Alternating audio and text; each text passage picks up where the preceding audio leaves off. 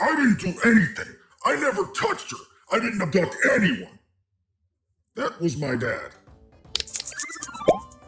Click the icon, then play. Okay, so Mario sucks, and I should be Nintendo's mascot. Because it was I, not Mario, that saved Nintendo. And after you hear me explain why, I think you'll understand. We'll see about that. It starts in 1980 when Minoru Arakawa, the Nintendo of America president, places an order for 3,000 arcade cabinets. The game was called Radar Scope, the game that tested well in Japan and in Seattle. Game where you shoot down ships?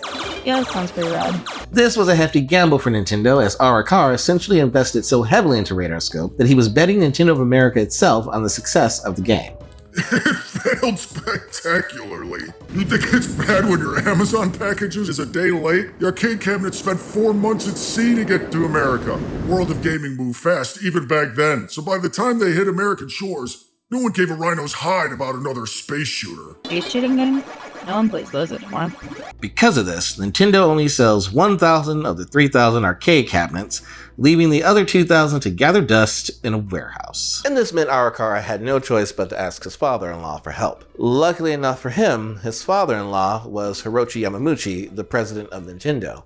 Or maybe not so lucky. Imagine having to ask your father-in-law and your boss for help at the same time. They needed a new game, but couldn't afford new ones. So they decided to use Radar Scope cabinets. Essentially, they would change the software of the Radar Scope and replace it with a new game using a conversion kit. This also meant they were locking themselves in with the graphical limitations of the Radar Scope, which would prove a huge issue later. But before any of that, they would need to find someone to lead the new game. Most of Nintendo was busy with other projects, so they did an internal poll to see who should lead the new game.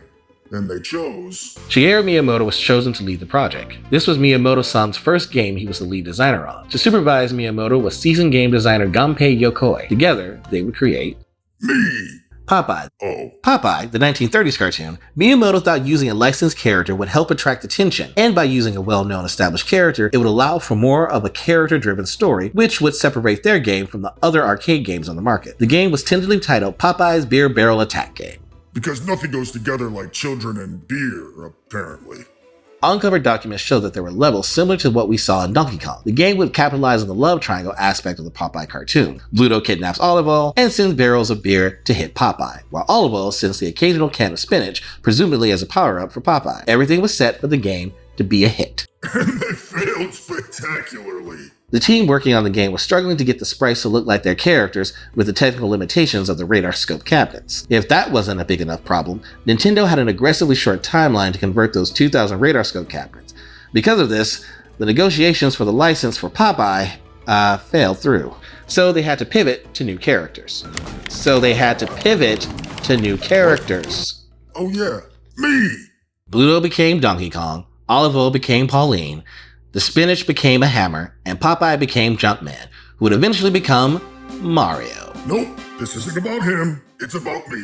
The game, as you know, was a hit. Not only did they sell 2,000 arcade cabinets, it also made over $100,000 in profit. And is it called Mario? No, it's called Donkey Kong. That's why I should be the mascot. You're the villain. How am I the villain? Because you abducted Pauline and threw... I didn't do anything. I never touched her. I didn't abduct anyone. That was my dad. My dad kidnaps Pauline in the original Donkey Kong. Mario locks him up and I have to save him in Donkey Kong Jr. Then in Donkey Kong Country, he's old and I'm an adult. Mistranslation calls him my granddad, but they clear that up in Donkey Kong 64. So I couldn't be the villain. Name one Nintendo franchise that is named after the antagonist and not the hero. See, you can't. You could pop a name on the screen and post, and it would be ironically covering my face. But you can't because that game doesn't exist. Miyamoto chose an ape because, according to him, an ape was nothing too evil or repulsive.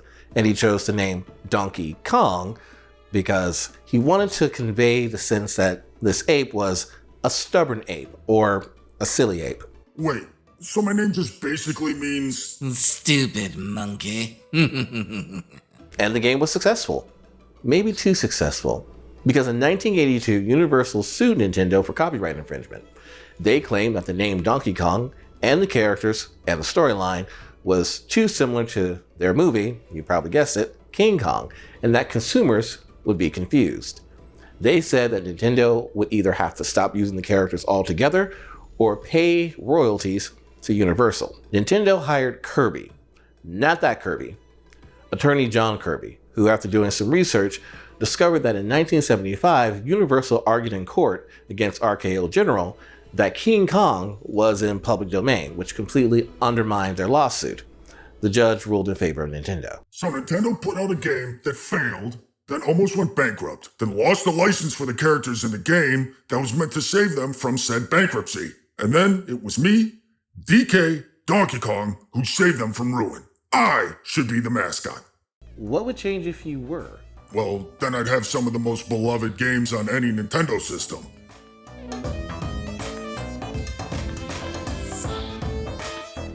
Okay, well, then I'd have better brand recognition. Mario has his own amusement park. You do, next door. Yeah, but his was first. Okay, I see what's going on here. You put a little life lesson at the end of your video. I get it. If you spend too much time focusing on the things others have, you lose focus on the things you do have. So I guess I don't need to be the official mascot because what matters is my games bring joy to people, right? Right, I wasn't trying to give a life lesson. I was just asking questions. He came to that conclusion all on his own. Hope you liked the video. Thank you for watching. I hope... Oh wait, I don't have my own movie. So yeah, that'd be nice.